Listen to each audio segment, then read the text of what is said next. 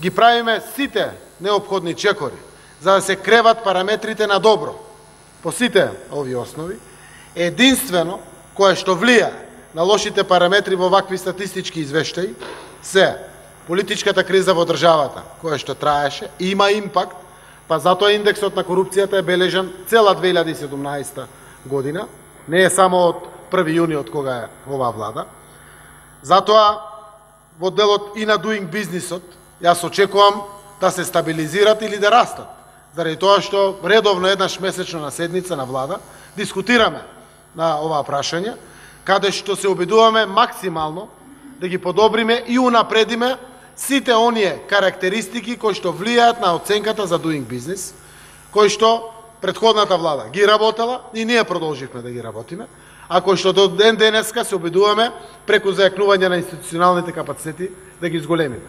И верувам дека ќе имаме успеси и во овој план.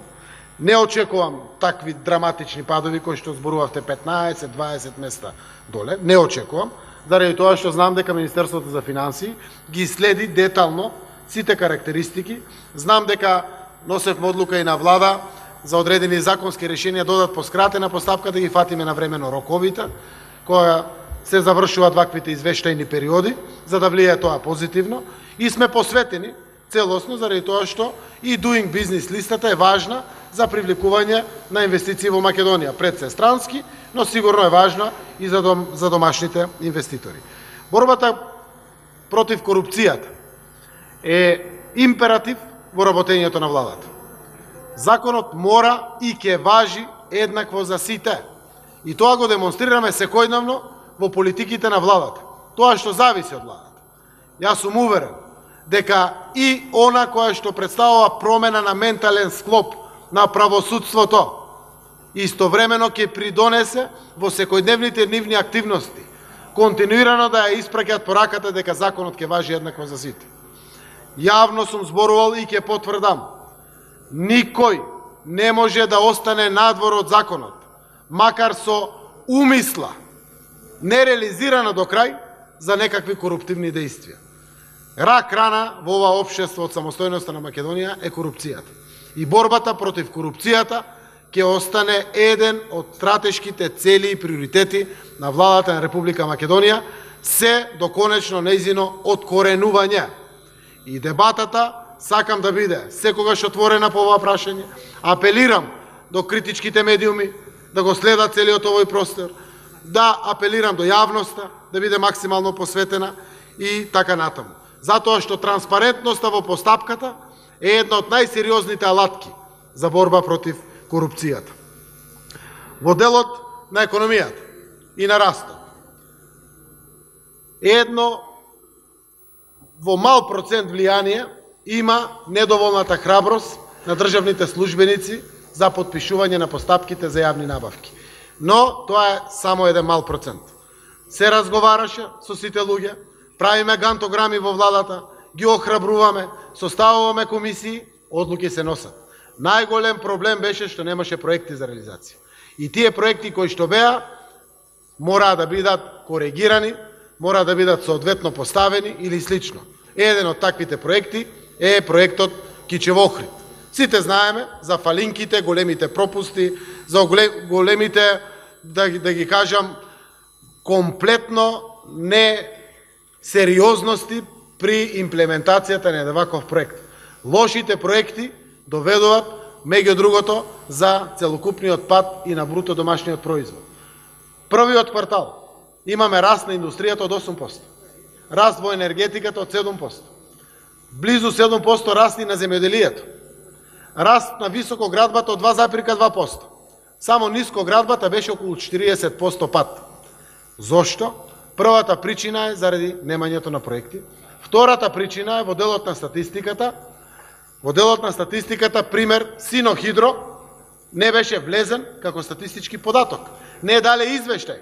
Затоа и што помалку е сработено порано, не влезе во статистичкиот период. Јас очекувам веќе вториот квартал со податоците, посебно третиот и четвртиот квартал, да имаме сериозен раст и на капиталните инвестиции во државата и на нискоградбата.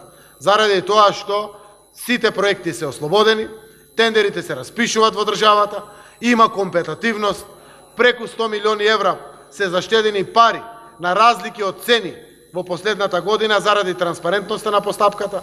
Водиме грижа нашите домашни компании да имат предност при овозможувањето на работни активности и слично. Очекувам дека растот кој што е проектиран во буџетот од 3,2%, имајќи го предвид растот од 0,1 во првиот квартал, сепак ќе го достигнеме. Тоа значи до толку се очекувањата позитивни во вториот, третиот и четвртиот квартал, за да можеме да очекуваме постигање на растот од 3,2%. Целиот овој амбиент, надежите за интеграција во Македонија, навистина и практично потврдуваат сериозен интерес за инвестиции и странски и домашни инвестиции. Во делот на иновативност и обвинувањето кое што го поставуваат, прв пат во Македонија по различни основи домашните компании добиваат државна помош. Еден дел од државната помош е директно преку законот, може да биде овозможен преку тирзовите, може да биде овозможен преку другите индустријски зони, еден дел од поддршката оди директно преку фондот за иновации, мал дел е за иновативност, еден дел е за мали, средни и микропредпријатија, каде што секој предпријатие кое што има план за зголемување на производството има право да аплицира. Сите фирми апсолутно го имаат тоа право. Сите што ги исполнуваа условите, односно имаа намера за да го зголемат своето производство преку дополнителен погон производствен, преку нов погон градба или слично, сите добија. И ќе добиваат во иднина. И тоа е еден нов квалитатив. Јас ја поздравувам етичкиот начин на однесување кога се повлекуваат самите фирми каде што содружник имаат носител на власт. Затоа што законски тоа е дозволено, но до крај етички не е дозволено од проста причина што се мисли дека се има влијание во ваквиот процес.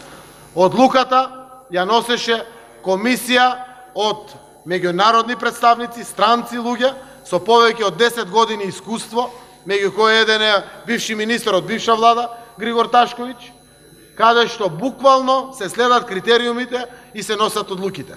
Заради транспарентните постапки, веднаш носителите на јавни функции ги преземеа соодветните действија. Но, ако фондот некогаш од самостојноста до сега имал буџети, имал постапки, тоа е сега. Со огромни пари располага фондот, овозможени од буџетот на Република Македонија, преку даночните плаќачи во државата. Најголем дел од тие пари, или повеќе од 90%, се наменети за домашни компании за отварање на работни места. Таму каде што најмногу се отвараат таквите работни места. Тоа се во микрото, малите и средните предпријатија. И ќе даде резултат ова.